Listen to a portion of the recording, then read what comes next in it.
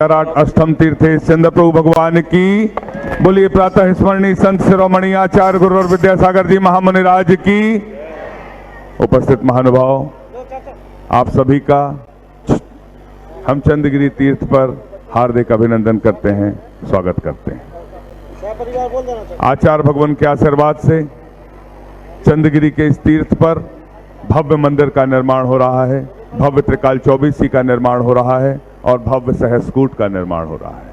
यदि आप मंदिर निर्माण से जुड़ना चाहते हैं तो अपनी चंचला लक्ष्मी के उपयोग के दान के माध्यम से अपनी स्वीकृति इस मंच तक किसी भी माध्यम से भिजवा सकते हैं। यथा व्यवस्था अनुसार हम आपके नामों को ससम्मान आमंत्रित करेंगे और आप भी सौभाग्यशाली होंगे आचार्य भगवान के सत्संग श्री चरणों में श्रीफल अर्पित कर आशीर्वाद प्राप्त करने के लिए। आचार्य भगवान के आशीर्वाद से सीढ़ियों का निर्माण पर्वत तक पहुंचने के लिए हो रहा है। सीढ़ी सरोवर योजना के माध्यम से एक बार तालियां बजाकर अनुमोदना कर दें, क्योंकि आने वाली पीढ़ियां चढ़ेंगी जब ये सीढ़ियां, जब उन्हें ज्ञात होगा इस सीढ़ी का निर्माण उनके दादाजी ने, काका जी ने, फूफा जी ने, मौसा जी ने, ताई जी ने, काकी जी ने, नानी जी ने, फुआ जी ने कराया, तो इतिहास में कितने गौरव की बात होगी। इतिहास का यह गौरव आप हासिल करना चाहते हैं तो आप अपनी चंचला लक्ष्मी के उपयोग से एक एक सीढ़ी की एक एक शिला से जुड़ते चलें, जिसकी निछावर राशि 21,000 रुपये रखी गई है। यदि आपके नामों की स्वीकृति प्राप्त होती है तो हम आपके नामों को ससम्मान आमंत्रित करेंगे। आप भी सौभाग्यशाली होंगे आचार्य भगवान के सत्संग श्री चरणों में नमन कर आशीर्वाद प्राप्त करने के लिए, श्रीफल भेंट करने के लिए। आचार्य भगवान के आशीर्वाद से प्रतिभा स्थली संचालित है संस्कार युक्त शिक्षा, पहली कक्षा से 12वीं कक्षा तक। यदि आप ज्ञान दान के माध्यम से जुड़ना चाहते हैं तो एक छात्रा को गोद लेने की योजना, जिसकी राशि 51,000 रुपये रखी गई है, आप अपनी स्वीकृति प्रदान कर सकते हैं। शिक्षा का महत्व हमारे जीवन में क्या होता है, उस पर एक प्रकाश डालने के लिए प्रतियोगिता आयोजित की गई है। भारतीय शिक्षा के मूल तत्व ऑनलाइन प्रतियोगिता है। गणतंत्र दिवस के उपलक्ष्य पर www.vidyasagar.guru पर आयोजित है।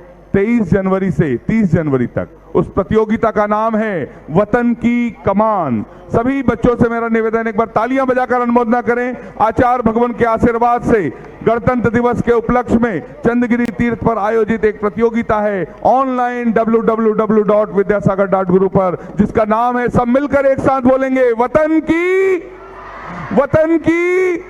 सभी लोग हिस्सा लें, उसमें बच्चे, बड़े, बूढ़े सभी हिस्सा ले सकते हैं।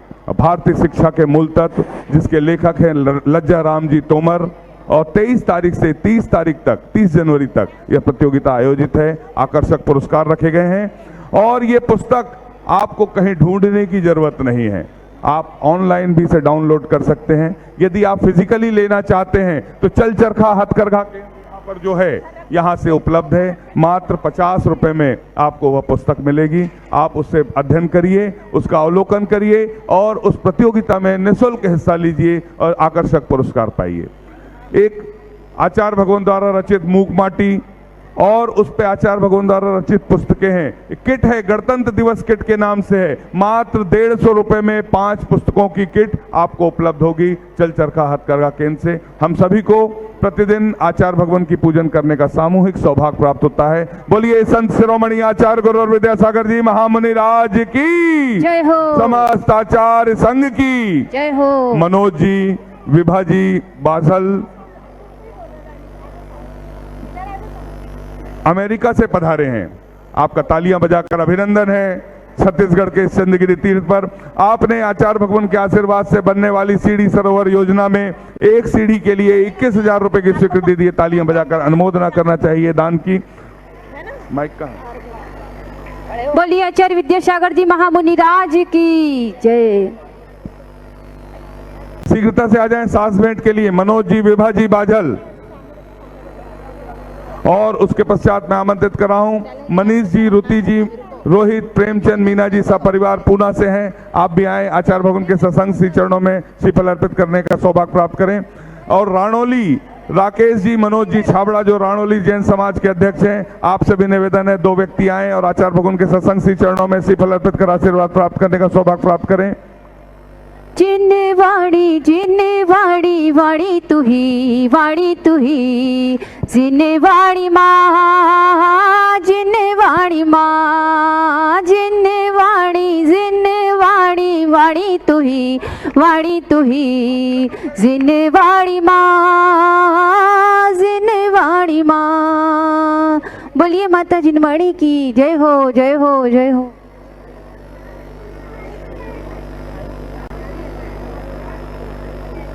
आप राणोली, राजस्थान के राणोली, जहां से गुरु नाम गुरु आचार्य ज्ञान सागर जी महाराज की जन्मस्थली, तालियां बजाकर अनुमोदना कर दें। अनुमोदना बोलिए आचार्य गुरु नाम गुरु ज्ञान सागर जी महामुनि राज की। हम सभी मिलकर आचार्य भगवान की पूजन करने का सौभाग्य प्राप्त करेंगे। बोलिए संत शिरोमणि आचार्य गुरुवर विद्यासागर जी महामुनि राज की। आओ नी भगवन आओ नी गुरुवर ध्याओ मन से तुम्हें पूजो मन से दर्शन बिन अखियाँ तर से। आओ नी गुरुवर आओ नी गुरुवर पूजो मन से तुम्हें ध्याओ मन से दर्शन बिन अखियाँ तर से। आचार्य श्री जी के चरणों में हम झुका रहे अपना माता, जिनके जीवन की हर चर्या बन पड़ी स्वयं ही नवगाथा। जय नागम का वह सुधा कलश जो बिखराते हैं गली गल, जिनके दर्शन को पा करके खिलती मुरझाई हृदय कली। ओम ह्रीम श्री 108 आचार्य विद्यासागर मुनिंद्र अत्र अवतर शंभो सठावानंद जय हो अत्र तिष्ठ स्थापनम जय हो अत्र मम सन्नितो भव सठ सन्निधि करणम परिपुष्पांजलम। कितना प्यारा तेरा द्वारा यही गुजारो जीवन सारा, कितना प्यारा तेरा द्वारा यही गुजारो जीवन सारा। तेरे दरस की लगन से हमें आना पड़ेगा इस दर पे दोबारा, हमें आना पड़ेगा तेरे दर पे दोबारा। सांसारिक विषयों में पढ़कर मैंने अपने को भरमाया, इस राग देश की वह तरणी से अब तक पार नहीं पाया। तब विद्या सिंधु की जलकण से बब काल से धोने आया हूँ, आना जाना मिट जाए मेरा यह बंद काटने आया हूँ। ओम ह्रीम श्री 108 आचार्य विद्यासागर मुनिंद्राय जन्म जरा मृत्यु विनाशनाय जलम निर्पामिति।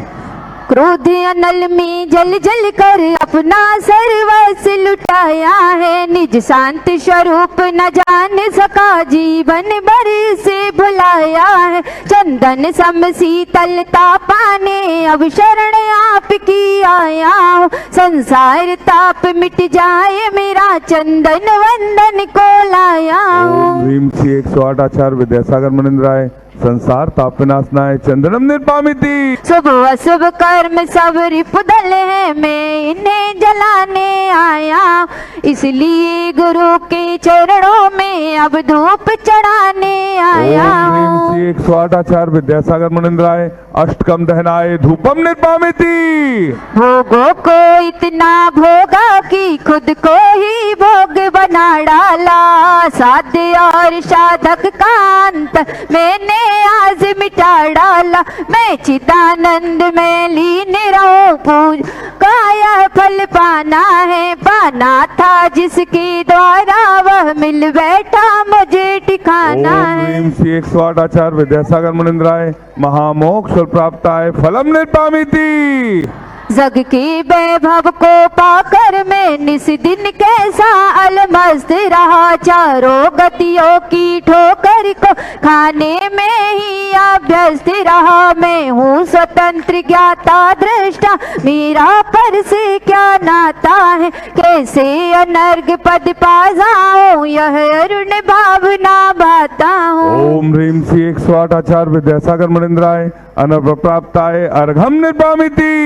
आओ बाबा पधारो बाबा, आओ बाबा पधारो बाबा, आओ बाबा पधारो बाबा, आओ बाबा पधारो बाबा,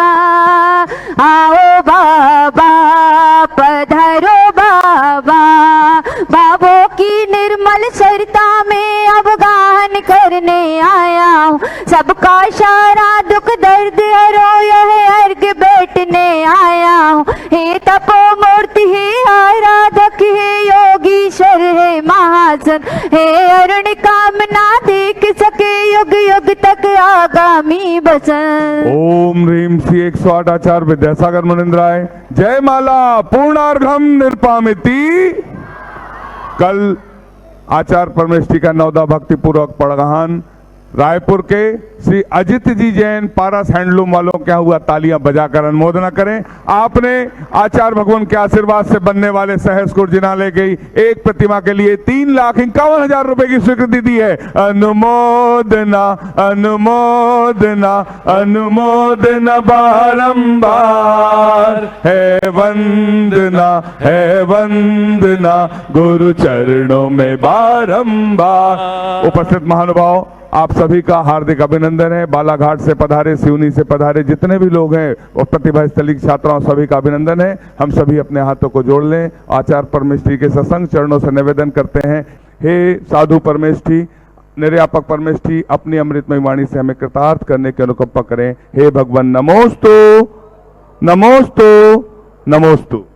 हंताणम नमो सिद्धाणम नमो आयर्याणम नमो वज्रायाणम नमो लोहे सभ्य साहुणम।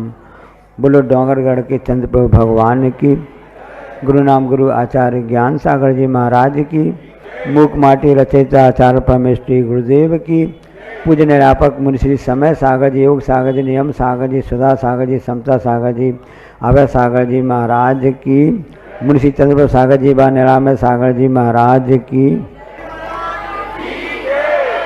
सामायिक पाठ में सभी पढ़ते हैं कि दर्शन ज्ञान स्वभावी जिसने सब विकार ही बमन किए, परम ध्यान गोचर परमात्म परम देवमम हृदय रहे। ये हिंदी में पढ़ते हैं। और संस्कृत में क्या लिखा अमित गति आचार्य ने कि यो दर्शन ज्ञान सुख स्वभावा समस्त संसार विकार भावा।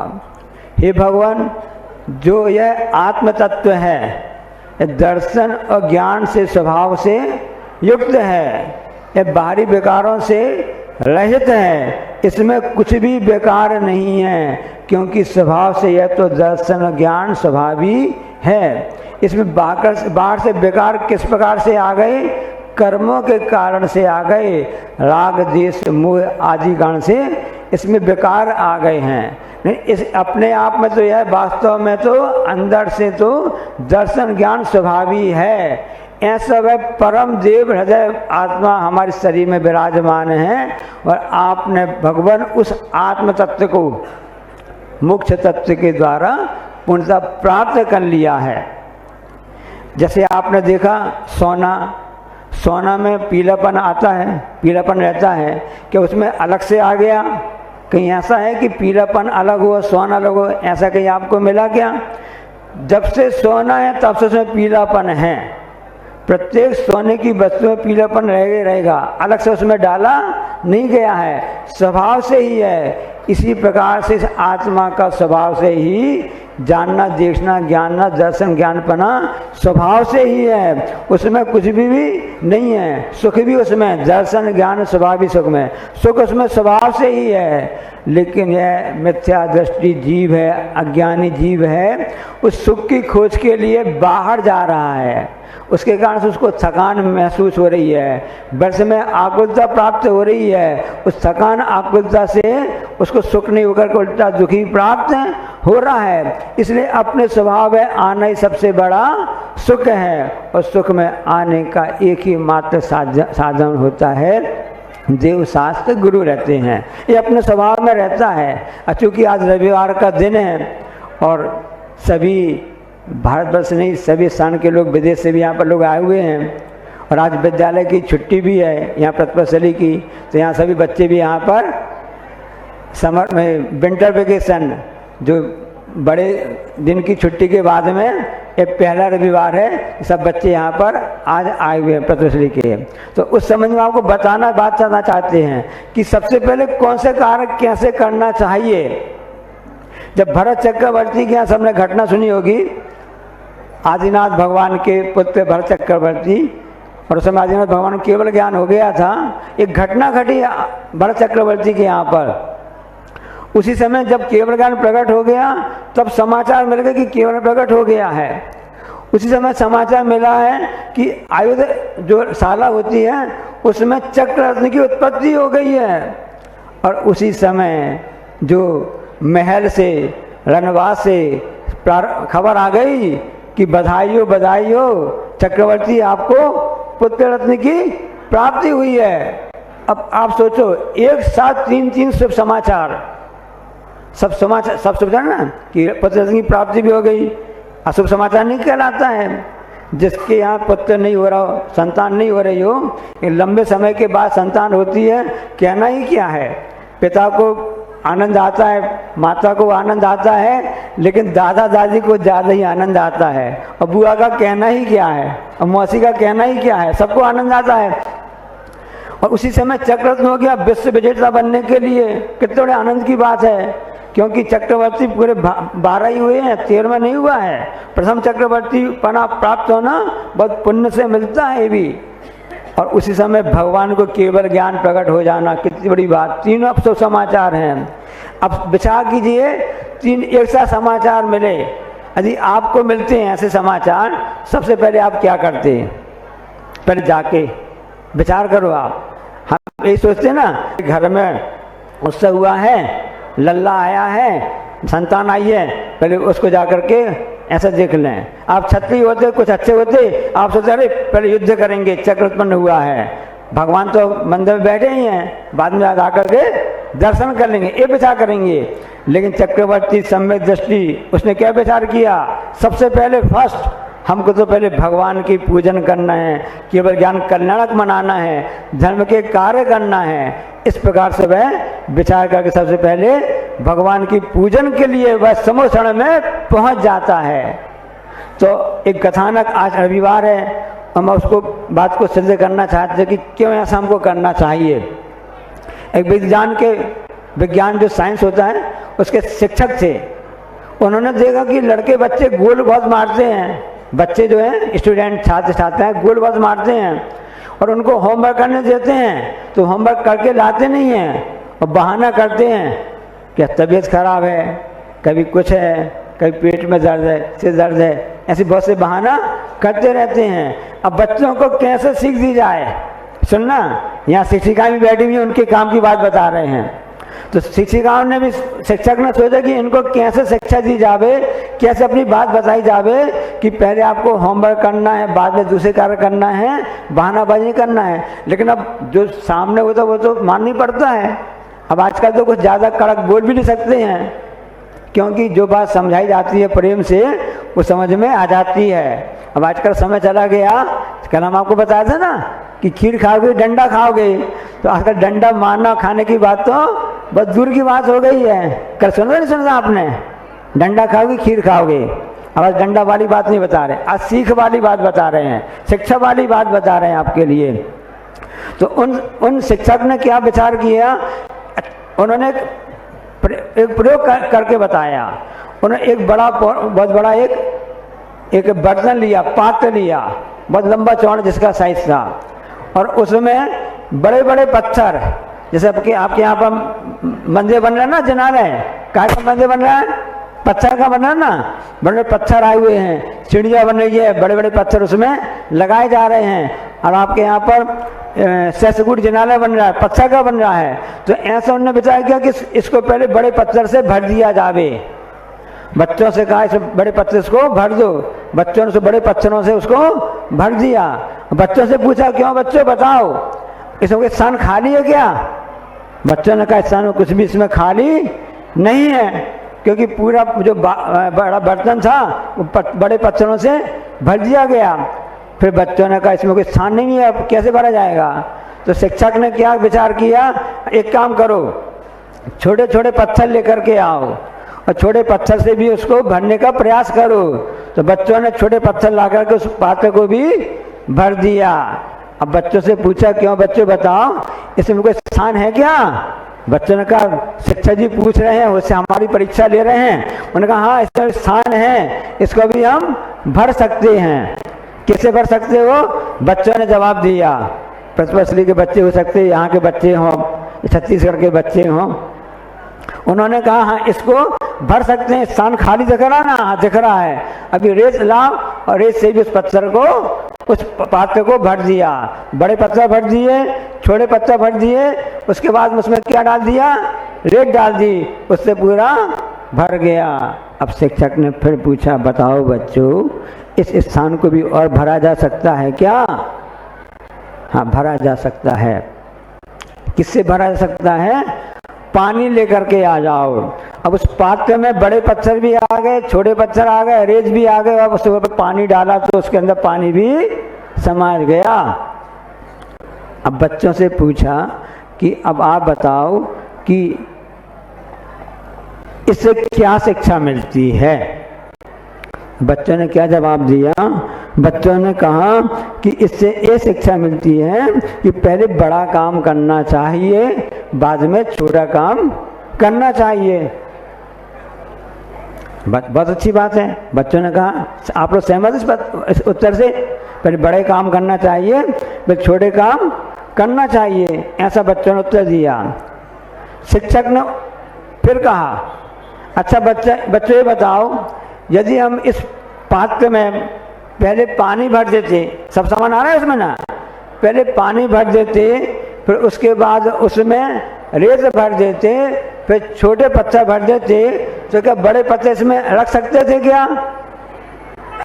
विचार करना, बड़े पत्थर इसमें रख नहीं सकते थे, क्योंकि बस पहले छोटे उसमें से पूरा भर गया, बड़े पत्थर कैसे उसमें आएंगे? बात समझ में आ गई? रहस्य की बात समझ में आ गई आपको? अभी समझ में नहीं आई, अभी आपको रहस्य खुद दे हैं, क्योंकि अंदर की बात है। शिक्षक ने जब कहा कि देखो बच्चों, समय कितना कीमती है, हम समय में वृद्धि कर सकते क्या? नहीं कर सकते हैं। समय की वृद्धि हम नहीं कर सकते हैं, और जाते हुए समय को अपनी मुट्ठी में भी बंद नहीं कर सकते हैं। तो क्या कर सकते हैं?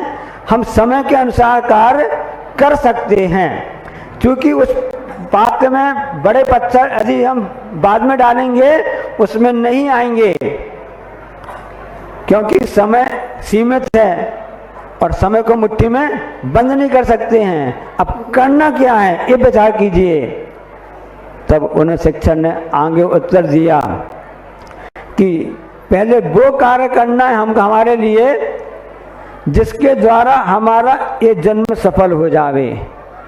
सबसे बड़े पत्थर पहले डालना आपको ना, तो सबसे बड़ा कार्य कौन सा है? पहले हमारे जन्म सफल हो जाए, हमारा यह भाव सफल हो जाए, परभव भी सफल हो जाए। इसलिए पहले इस कार्य को करो, उसके बाद में नंबर आएगा कि आप अपना अच्छा स्वास्थ्य रखो, स्वास्थ्य अच्छा रखो। उसके बाद में आपका नंबर आएगा कौन सा काम कर सकते हो आप, कि उसमें आप शिक्षा को प्राप्त करो, अपने सीमित जीवन को व्यतीत करो। उसके बाद में परिवार का काम करो, मित्र का काम करो, सगे संबंधी वाले काम करो। संसार में समय से निश्चित है प्रत्येक जीव के लिए। अब सबसे बड़े पत्थर जैसा कार्य कौन सा है? सबसे बड़ा पत्थर कार्य तो धर्म का कार्य है, भगवान की पूजन का, भक्ति का, इसलिए करने, गुरु उपासना, निर्वाणी समझ स्वाध्याय करने का पहला मुख्य कार्य है। इस मुख्य कार्य को आप करोगे, बड़ा पत्थर आप पहले रख जाओगे, बाद में छोटे पत्थर की भी जगह बन जाएगी, रेत की जगह बन जाएगी और पानी की जगह बन जाएगी। इसलिए सबसे पहले चाहे आपके दैनिक जीवन का कार्यक्रम हो, चाहे आपकी दैनिक योजना का आप बना रहे हो, वार्षिक योजना बना रहे हो, या संपूर्ण जीवन की योजना आप बना रहे हो, तो आपको सबसे पहले यही कार्य करना पड़ेगा कि मुख्य कार्य कौन सा है, प्रथम कार्य कौन सा है। आप बच्चों पढ़ाई करना जानते हो ना, तो आप प्रयास करते हो कि इम्पोर्टेंट क्वेश्चन कौन सा है, मुख्य प्रश्न कौन सा है, पहले उसको हम कौन सा पहले उसको तैयार कर रहे हैं। बाद के क्वेश्चन बाद के पेपर बाद में तैयार करेंगे, जब जो बुद्धि हम लगाते हैं। इसी प्रकार से संसार रूपी जीवन में जो हमारा इस भाव परलोक में कार्य हो सकता है, धर्म का वो मुख्य कार्य कहलाता है। इसलिए उसको पहन करके उसको आप करो। महंगी से महंगी घड़ी आप खरीद कर पहन भी लो। कितनी महंगी घड़ी आती है आपने सुना? हमने पढ़ा था आर्टिकल में, एक आज से 10 साल पहले एक घड़ी लगभग 80 या 90 करोड़ की थी। कितने करोड़ की? 90 करोड़ की थी। क्या विशेषता थी? उस पूरे में डायमंड वगैरह लगे हुए थे। बड़ी महंगी से महंगी घड़ी पहन कर देख ली, कभी भी समय हमारे अनुसार नहीं चला। हमको समय के अनुसार चलना है। पहले बड़े पत्थर को भरोगे, बाद में अपना सब काम होता जाएगा। पहला कार्य तो कौन सा कार्य है? भगवान धर्म का कार्य है। बच्चे से पूछा, बच्चा बताओ घड़ी तुमने देखी है? हाँ घड़ी देखी है। अच्छा बताओ घड़ी में कितना बजा है? हमको मालूम नहीं है। अरे नहीं मालूम? देख क्या अच्छा, घड़ी में बड़ा कांटा कहाँ पर है और छोटा कांटा कहाँ पर है? मतलब जो पूछने का था कि कौन से अंक में बड़ा कांटा है, कौन से अंक में छोटा कांटा है। बड़ा कांटा 9-10 के, छोटा कांटा 9-10 के बीच में है और छोटा कांटा 6 पर है, तो 9:30 बज जाएंगे, है ना। अब बच्चे से छोटे बच्चे पूछेगा कि देख के आओ कि घड़ी में कांटा जो है कहाँ कहाँ पर हैं।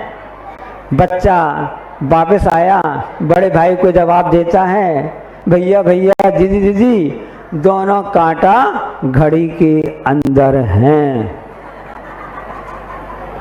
हमारा आत्मा सुख जो ज्ञान दर्शन है वो हमारे अंदर है। बच्चे ने कितनी अच्छी बात कही, छोटे बच्चे ने, उसकी बात को सुनकर हम हंस रहे हैं। उसने सही बात कही, दोनों कांटे चाहे बड़ा हो चाहे छोटा कांटा हो कहाँ पर है? घड़ी के अंदर हैं। उसी से समय का पता चलता है। अंदर कांटे नहीं होंगे, समय का पता कैसे चलेगा? ये आत्मा के अंदर ही, इस शरीर के अंदर जो आत्मा है उसी के अंदर यह दर्शन ज्ञान और सुख अंदर है। बाहर सुख दर्शन नहीं है, बाहर सुख का वास है। इसलिए देव शास्त्र गुरु के माध्यम से समय की कीमत को पहचान करके हम अपने अंदर उस आत्म तत्व को प्राप्त करें, अपने सुख स्वभाव को प्राप्त करें। यही हमारे लिए संदेश है, यही उपदेश जनवाणी का है। समझ में बात आ गई ना? आज रविवार आपके लिए सही ढंग समझ में आ गई कि अंदर सुख है, बाहर सुख नहीं है। बाहर आप प्रयास करो, इसलिए उसमें कहा गया है कला 72 पुरुष की जामे 2 सरदार। कला 72 पुरुष की जामे 2 सरदार। एक जीव की जीविका, एक जीव उद्धार। इसलिए आत्म तत्व को प्राप्त करके अपने आत्मा के उद्धार की बात करो। यह लोक परलोक में हमारा कल्याण हो, इसी कल्याण की भावना के साथ में आपका समय हो गया है। क्योंकि महत्वपूर्ण कार्यों को सबसे पहले समय देना आवश्यक है। जावाणी के ज्ञानते सूझे लोकालोक, सुवाणी मस्तक धरुण सदा जितु। हे जनवाणी भारती तो जपो दिन जो तेरो शरणा गई सो पावे।